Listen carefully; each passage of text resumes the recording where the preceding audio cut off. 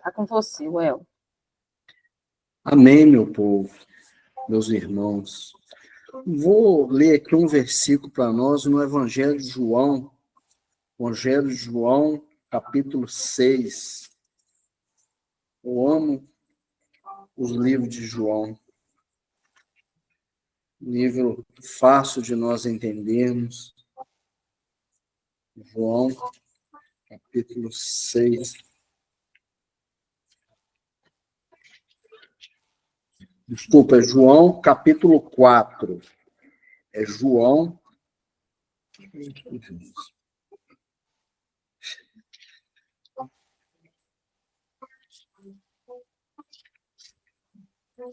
Acho que é emoção. Está marcado, separado aqui. Só um minutinho.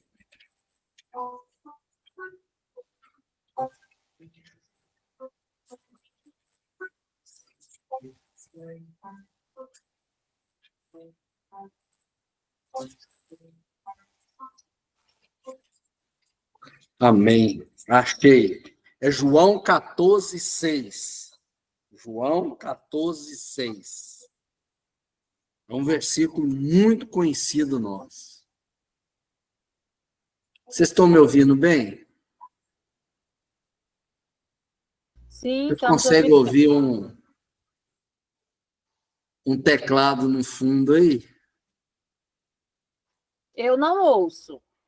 É. Eu também não. Vou tentar aproximar um pouquinho aqui de Débora. Ela está tocando um louvor tão lindo ali. Amém. João 14, 6, ele diz assim: E disse-lhe Jesus: Eu sou o caminho, a verdade e a vida. 14, 6, eu sou o caminho, a verdade e a vida. Ninguém vê o Pai senão por mim. Somente até aí. Esse Deus maravilhoso, que tanto amou a nossa vida, ele inicia esse capítulo 14 de João, falando para nós algo, nos advertindo até mesmo antes de acontecer.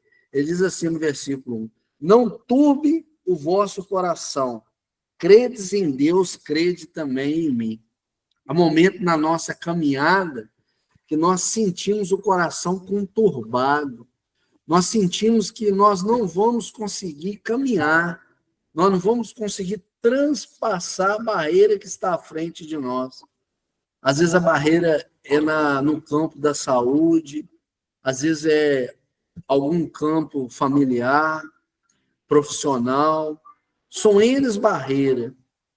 Mas esse Jesus que falou para nós, não turbe o nosso coração, é ele que se apresenta como o caminho, a verdade e a vida em abundância, a vida eterna, aquele Jesus a qual nos prometeu morada. Ele falou, eu vou preparar lugar para vós. Esse Jesus, ele é o caminho, é a verdade absoluta. Aqui na terra, as verdades, as leis, ela vive mudando, mas nunca mudou o caminho para Jerusalém. Nós estamos subindo para Jerusalém celestial, aonde que a rua é a rua de ouro, um Jesus que ele tem trabalhado nossos corações para nós entendermos o plano dele com nós. Ele fez com nós uma nova aliança. Ele criou um pacto. Jesus, quando subiu naquele madeiro, ele morreu a nossa morte. Ele morrendo a nossa morte, ele nos deu a sua vida em troca, a sua vida eterna. E quando ele nos dá a vida eterna, ele nos ensina o caminho para chegar à eternidade. O caminho para a eternidade é um caminho que eu chamo de Jesus reto. Ele não tem curva, mas é um caminho de subida. Ele é uma subida. E nessa subida eu preciso deixar algumas bagagens. O orgulho, a vaidade, abrir mão do eu, do egocentrismo, da natureza adâmica que está dentro de nós, de querer culpar o outro. Ele vem trabalhando em nós e é interessante que nós iniciamos essa caminhada com a nossa bagagem. É ele que vem nos convencido que nós precisamos também perder algumas coisas. O medo, a insegurança, a vaidade. Nós precisamos deixar que esse Cristo que está dentro de nós, ele transforma algumas coisas dentro de nós. Ele diz assim, estou há tanto tempo convosco e vós não conheceis a mim, porque desde o momento que nós chegamos a essa terra, nós estamos com ele. Antes da fundação do mundo, ele sempre esteve conosco. Ele sempre nos trouxe para esse projeto, onde que ele nos ensina, nos instrui. Mas por que eu não conhecia isso há muito tempo? Agora, hoje, nós olhamos muito o nosso tempo, Cronos, né? Nós esquecemos do tempo Kairos. Não tem que ficar preocupado com isso. Nós temos que entender que hoje nós estamos debaixo da maravilhosa graça. Nós estamos debaixo do favor imerecido de Deus para nossas vidas. Ele se apresenta como caminho, mas meus pés, eles se vacilam nesse caminho. E a razão tem dentro de mim, a minha justiça, que é um trapo de imundícia, fala, não, é a mulher que tu me deste, mas não é a mulher, é eu mesmo. Jesus, ele tem nos ensinado a caminhar. No versos 13, ele diz assim, e tudo o que pedires em meu nome eu farei, para que o Pai seja glorificado no Filho. E tudo o que pedires em meu nome farei, para que o Pai seja glorificado no Filho. E logo em seguida, no versos abaixo, para deixar bem frisado, ele fala assim, se me pedires alguma coisa em meu nome, eu farei.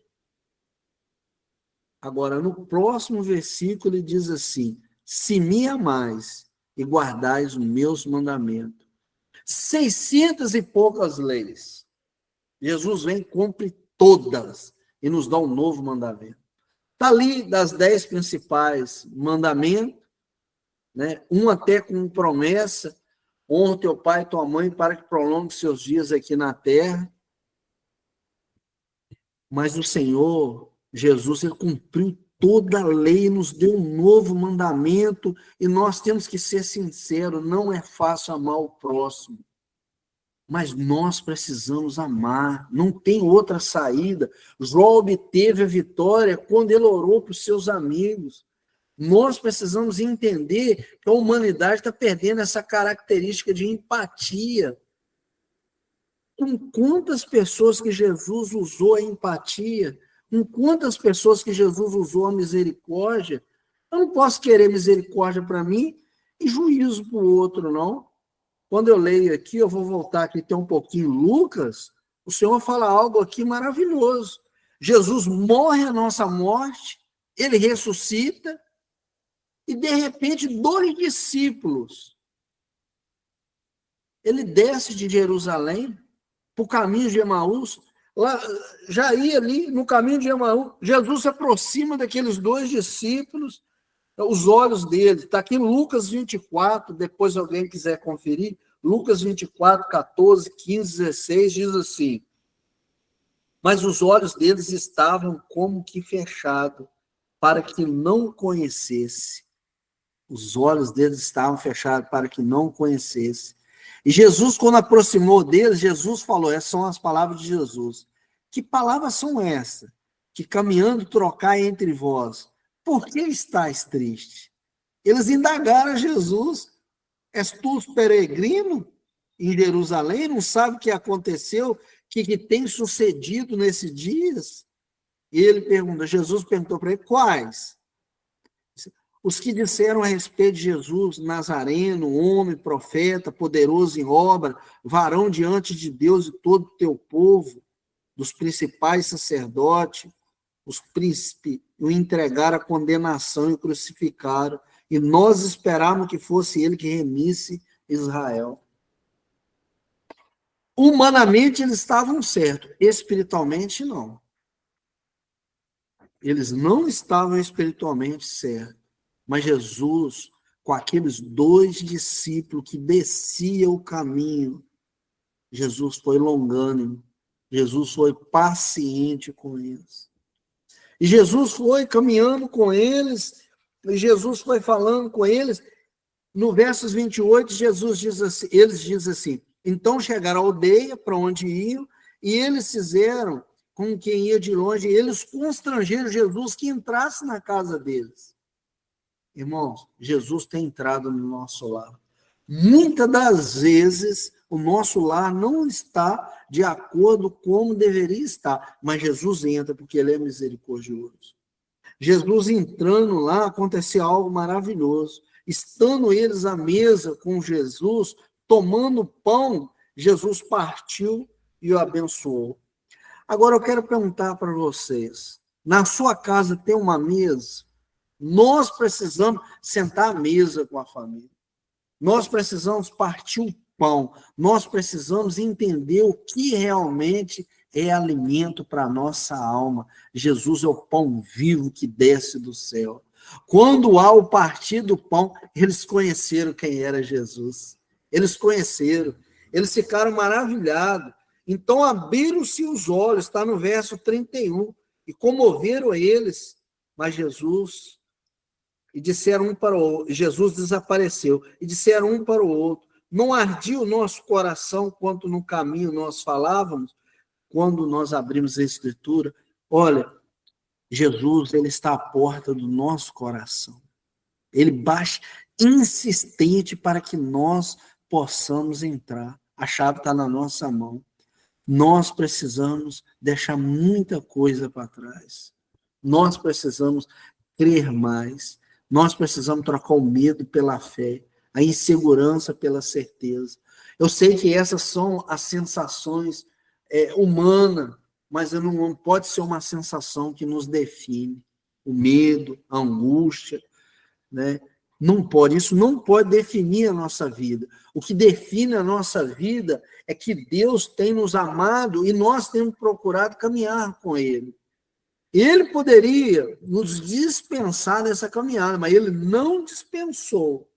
Esses homens, eles foram anunciar a Jesus, e eles contaram dizendo, no caminho, como deles foram conhecer. Eles falaram para os outros discípulos acerca de Jesus e do partir o pão.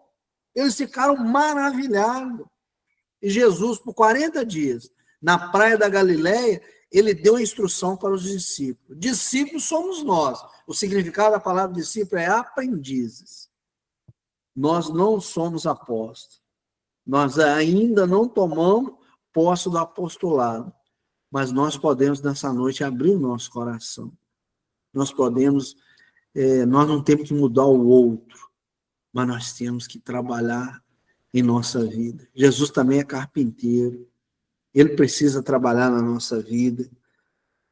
E nós precisamos dar espaço para o Senhor. Não vai mudar. Oração, a busca com jejum, a gratidão. Nós estamos num mundo muito ingrato. Nós temos que acordar de manhã, fazer ali o nosso boot cerebral e agradecer a Deus por mais um dia.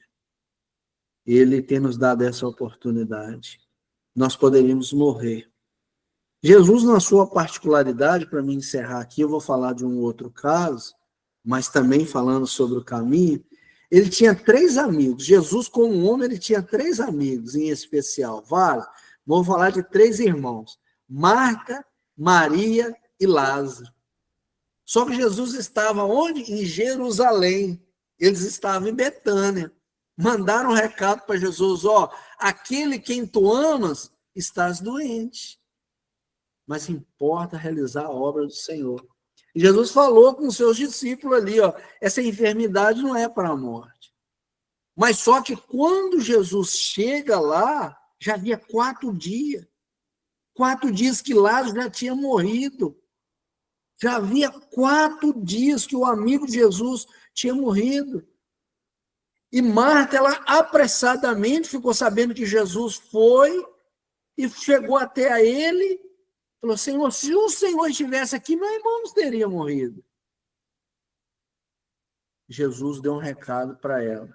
E esse recado é para nós. Tirai a pedra. Mas, Senhor, cheira mal. Não tem jeito, com meu pai foi assim, com minha mãe, com meu avô foi assim, o mês passado comigo foi assim. Mas o que Jesus falou foi, tirai a pedra.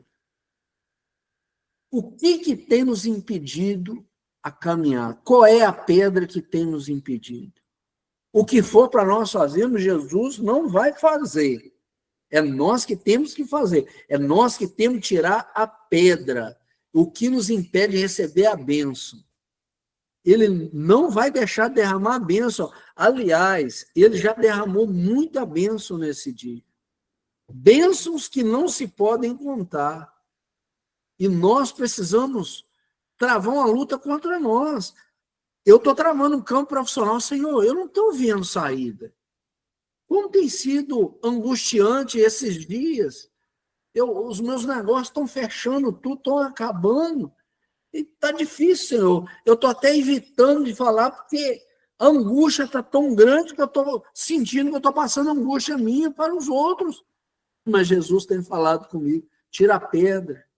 Mais do que, Senhor? Ora pelos seus amigos. Mais do que, Senhor? Glorifica e anda. Nós precisamos fazer isso. Sabe, Jesus tem dado para nós a oportunidade de ele nos ouvir. O Salmo 116 diz assim, amo ao Senhor porque ele me ouviu a minha voz e a minha súplica.